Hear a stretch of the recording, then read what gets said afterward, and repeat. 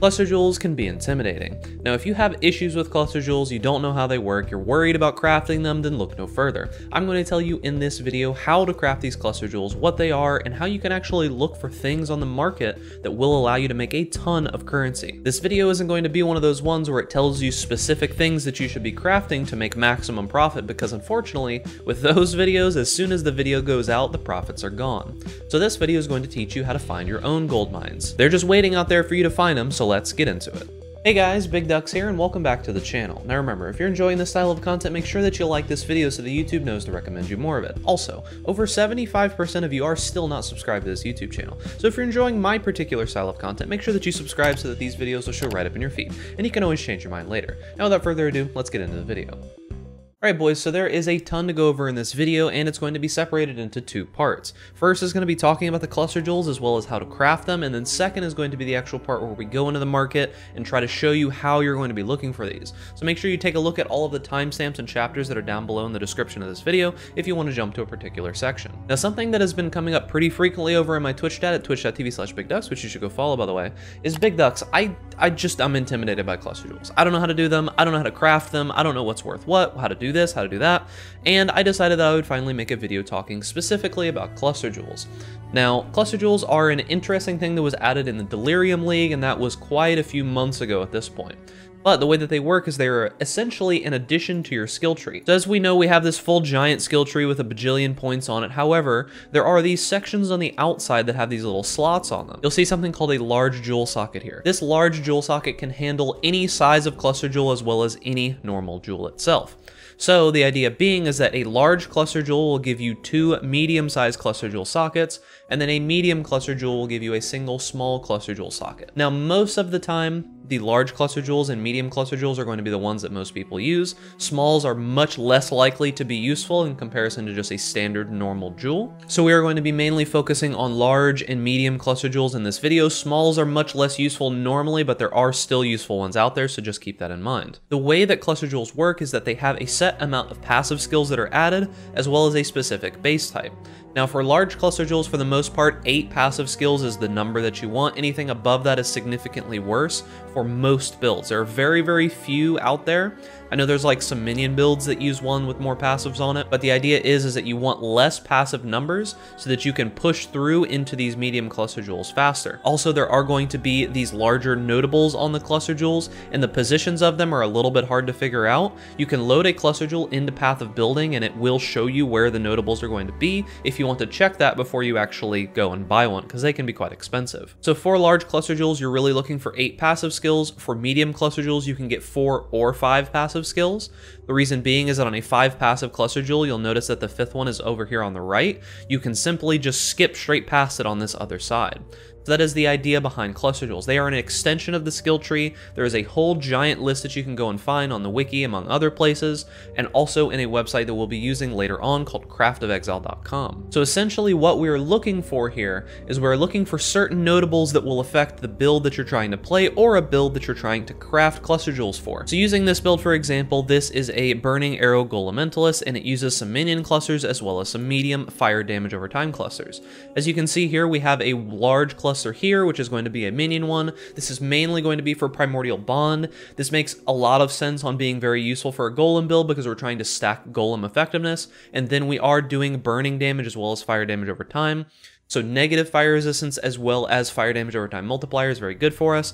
But one thing that you might notice is that these don't have all the same modifiers. And that's because most of the time, especially on fire damage over time cluster jewels, there are specific mods that you're looking for. However, getting the same 2 mods at the same time is very difficult. So a lot of the time you can just basically settle on just a pretty decent cluster jewel if it has 2 good notables. If there's one specific notable that you're looking for and you get a mediocre second one, you're almost best just keeping that one as is and using it or selling it and moving on to the next one. But the next question that you might have is that, well, Big Ducks, the base cluster jewels for these, even without them being rolled, are super expensive. How do we get them?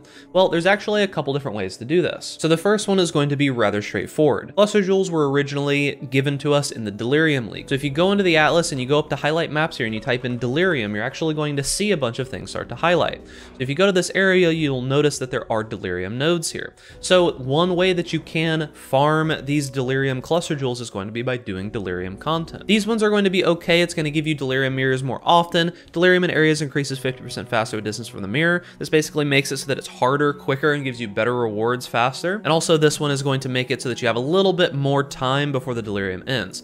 However, I do feel that the better option is going to be up here in Lexajoris for delirium, because we're going to get chances for maps to drop with layers of delirium, which is significantly more powerful than the actual mirror itself. Also, we're going to be able to encounter unique bosses. They're going to give you more unique cluster jewels and increase simulacrum splinters. This is going to be just a pretty decent node to have, but the one that really matters is going to be compulsive hoarder, which says delirium encounters in areas have 10% chance to generate 3 additional reward types. This is going to give you a bunch of extra things in the delirium mechanic. Now, typically, moving through the delirium mechanic and just getting more waves done is going to give you more cluster jewels. So the second way that you can actually get good cluster jewels is a little bit different than just doing the normal delirium mirror, and that is going to be through heist. Now, there aren't very good heist nodes, unfortunately, on the tree. All that you're really going to get is just extra rogues markers, smugglers caches, and blueprints dropping from areas. This isn't really amazing. These nodes are okay, but they are going to give you a little bit more access to heist. And in heist, there's a specific kind of contract that's going to give you a ton of delirium rewards, and that is going to be demolition. If you mainly focus on demolition rewards, you're going to be getting a ton of cluster jewels from that. The bases are very expensive a lot of the time, and it can be a good way to make money just by doing the bases. So if you spend some time gathering up these bases and farming them instead of actually spending all of the time to, go and buy these and waste money doing it that way, if you actually gather the bases and try crafting them yourself, you might make a ton of money that way. I do want to spend a little bit of time talking about crafting cluster jewels and how to actually do that. And to do that, we're going to need to go over into Craft of Exile, which is a website that I highly suggest that you go and check out. So let's go jump over to there now. So Craft of Exile is super useful. There is a ton of information that you can find in here. And the first thing that we're going to do is we're going to be looking at the calculator. So we can go here to cluster jewels. We can also go, let's just start with medium cluster jewels. The type that I'm going to be explaining in this video is going to be one that is very well known and currently meta at the moment, and that is fire damage over time cluster jewels. So keep in mind that this is not going to be a great way for you to make money, most likely, unless you actually obtain the bases yourself. But I'm using this one specifically because everybody already knows about it, and that's not going to impact the actual market of this very heavily. So we're going to be selecting fire damage over time multiplier here, and we're going to be looking at what's available. So the first thing that you should notice is that there are certain eye levels that are actually required for some of these cluster jewels, and you really should be taking these into account when you get the bases themselves, whether you're buying them or dropping them. If you do something like trying to farm quarry for cluster jewels, you're going to need to keep in mind the eye level of the actual zone. It's not 68, so you're not going to be able to get some of these nodes. Now that may be a good thing, because for example here, you'll notice that there's these things called Master of Fire, Flow of Life, Fan the Flames, as well as Cooked Alive. Cooked Alive is very good most of the time. However, if you don't want Cooked Alive and you don't want things that are in the 68 or above zone, you can actually specifically choose to get a lower level one if you want to focus on something like Blowback, which is one of the best Ignite nodes on the actual tree. So that's the idea, is you really want to make sure that you're looking at the actual eye level of the jewel first before you even begin rolling it.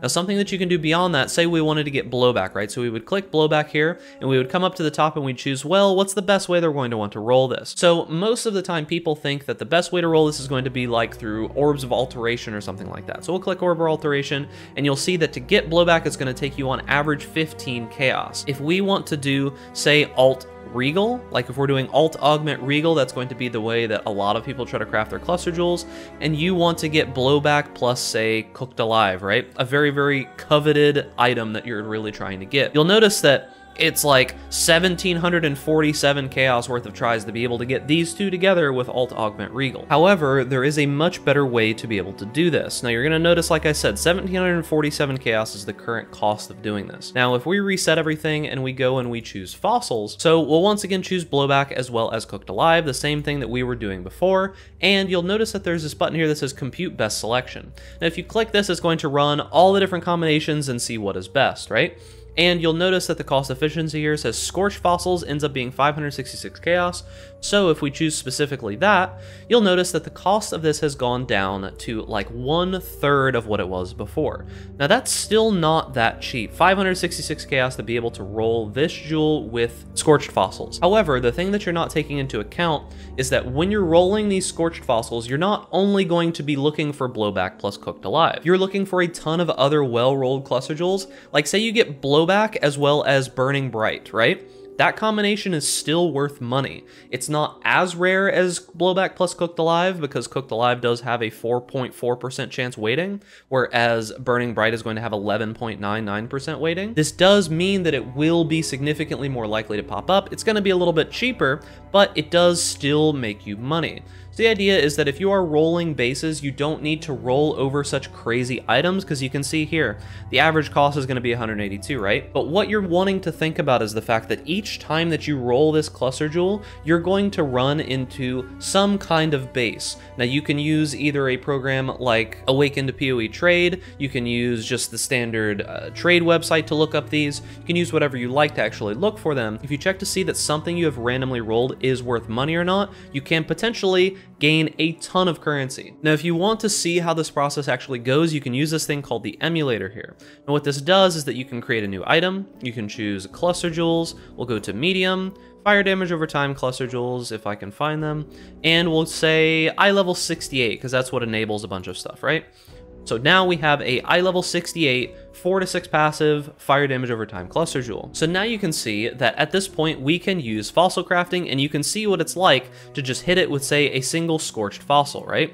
So we're going to hit this with just a single scorched fossil, and you'll notice that we get fan the flames and nothing else, just some life and stuff. So you can see, come on, man, like, do I even have streamer RNG within the emulator? Okay, so we literally got one of the best outcomes that you can possibly get. This is Blowback, Cooked Alive, as well as some resistances, as well as chaos resistance. This is not going to be the norm. If we continue going here, you'll see something that is much more likely, like getting nothing. You'll notice that over time, as you do roll a couple of these, you will run into like some random sets like this, where we've got Circling Oblivion as well as Exposure Therapy. Things like that might not be too worthwhile, but as you continue to roll this, things like Cremator and Exposure Therapy, that might be worth something. We got Blowback by itself again, Smoking Remains plus a bunch of stats. Now keep in mind that if you do get a bunch of stats like this, sometimes they can actually be worthwhile. If you get specific things like Dexterity on here is very good for this build that uses these cluster jewels. So if you get like 2 good rolls plus Dexterity on the minor slots, it can actually make you a ton of extra money, potentially. But that's the idea. You can do this, and you'll notice that after, like, say, 10 rolls or something, you'll probably get something decent, and then you can sell that and move on to the next one. Now, there are other ways to do this. You can use things like harvest crafting. Say, if we got, like, a reroll of fire mods, you could do reroll fire mods on here, and it would give you some similar results, like we got Blowback plus Vile Reinvigoration. So you can use harvest if you just happen to randomly run into a harvest and you want to waste your time by going in there. You can hit it with some random harvest. Fire rerolls are good, but you can use any of these. It doesn't really matter what it is. We could do like lightning ones on here and still get some decent stuff, although most of the time you're going to run into kind of weird stuff, but there are like resistances and all kinds of stuff on here, so any rerolls do work, but if you do use the specific one meant for the type of mods that you're trying to roll, it will be better on average. So that's the idea of rolling them, that's the idea of using harvest and fossils, and you can just straight chaos roll these, but I don't necessarily recommend it. You can get some good stuff sometimes, but focusing on the actual mods that you're trying to get can be pretty solid. I'll give you another example here for the same build, in that when you're looking for something specific, you do want to try to take a look at the type of mods that you're going for. So we're going to go large cluster, and we are going to go minion damage here. Now, the way that you craft a minion damage cluster is going to be a little bit different, right? What we would do is we would use fossil crafting, and then we would use specifically pristine fossils. We're looking for life mods, because why does this keep happening? Renewal plus Primordial Bond is the exact one that we're looking for. Like, okay, this is the second time that I've rolled a crazy cluster jewel on this. I think the emulator might be broken, or maybe I'm logged into the streamer client or something like that. But either way, Renewal plus Primordial Bond is exactly the one that I was looking for. So the idea here is that if you are looking to roll life mods on here, because we're mainly looking to roll Primordial Bond, and the way that that cluster jewel works is that you want Primordial Bond plus one other mod that puts it in the right position on it. So Primordial Bond plus Renewal is the best one that you can get. But if you roll this a couple times, you'll see that I got another one after 2 more rolls. Okay, so we're done with the emulator because obviously I'm cheating, but you get the idea of how to craft these cluster jewels. So the next part here is going to be how to actually find certain kinds of cluster jewels that you can craft and things that you can make money off of. Now this is going to be the part that a lot of people probably don't know. It might be obvious to some of you, but there are a bunch of you out there that that have no idea how to actually go and find these things. So we're going to be using Pee-wee Ninja just to give us a little bit of ease of access here, because this is going to save us a bunch of time. We're going to be going down here to Cluster Jewels, and what you're going to notice is that you'll notice the bases have specific prices on here.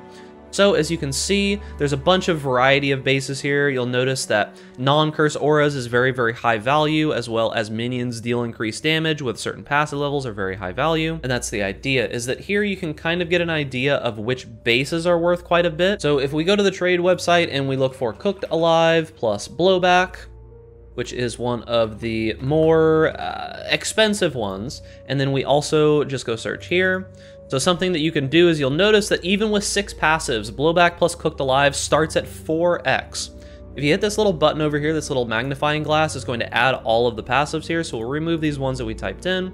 We'll remove these little extra bits, and we're going to search for specifically a maximum of 5 passives. So we search for 5 passives, and we're up to 4.8 Exalt for a single Cluster Jewel.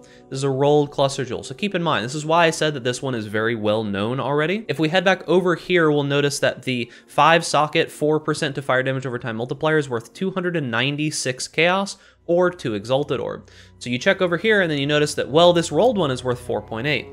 However, keep in mind that you're not specifically trying to force Blowback plus Cooked Alive, right? We go back over here and look, there's Blowback plus a ton of other things that are available. Now, they're not going to be as expensive as this one. This is like the one that everyone is looking for ultimately. If we look for something like Blowback plus maybe Burning Bright, we could check for that. So we'd go back in here to filters and we take out Cooked Alive and we would do Burning Bright, and we take a look at this one, and the price is significantly cheaper. So you'll notice that, however, the price of this is almost the exact same price as the base of the Cluster Jewel.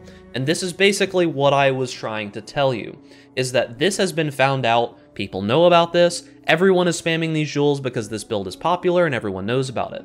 So what you need to do is you need to go into here, look at the different ones that are available, like say we're looking at like cold damage or something like this, like cold damage larges, or just any other type of base. Go and look for a build that uses Cluster Jewels, that seems like it's going to be very strong or very overpowered, that maybe might not be the full meta yet, and then look for those and prepare for it, right? So the idea would be is that you would go and look for the base, see how much it would cost over on Craft of Exile to craft it. So let's just say like cold base for now. Let's use this as an example. Okay, so we found out cold base. You think that like cold BV is going to make a resurgence and it's going to be a really, really solid build. So we'd come over here and we'd be like, all right, let's go to Craft of Exile. We'll search up Cluster Jewels, large Cluster Jewels, and we'll look for cold damage. All right, so cold damage, we want like, I don't know, we'll just do 2 random ones. Blanketed Snow and Cold-Blooded Killer. Those are the 2 that we want, even though I know those 2 aren't like great, you know.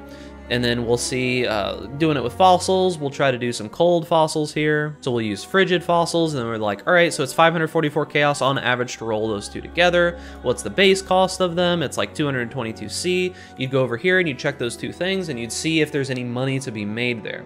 So you check the price of the base, plus the price to craft those on average, and keep in mind, you have to think that there are a bunch of other things that you could run into as well, and then go and check what those prices are.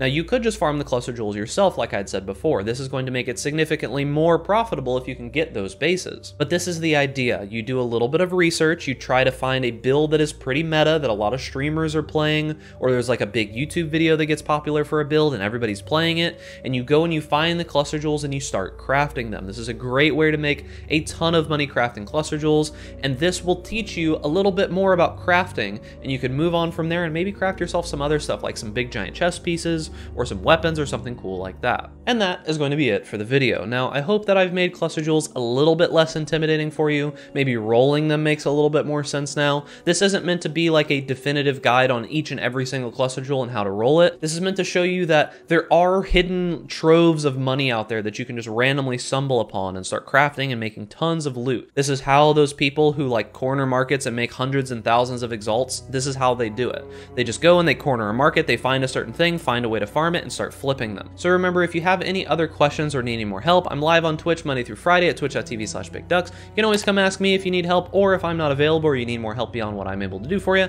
Make sure that you join my Discord. Both of those are linked down in the description. I have a ton of helpful community members that would be more than happy to help you out. So remember, guys, if you're enjoying this content, make sure that you like this video, subscribe to the YouTube channel for more content similar to this, and stay safe out there in rank class. And I'll see you guys in the next video.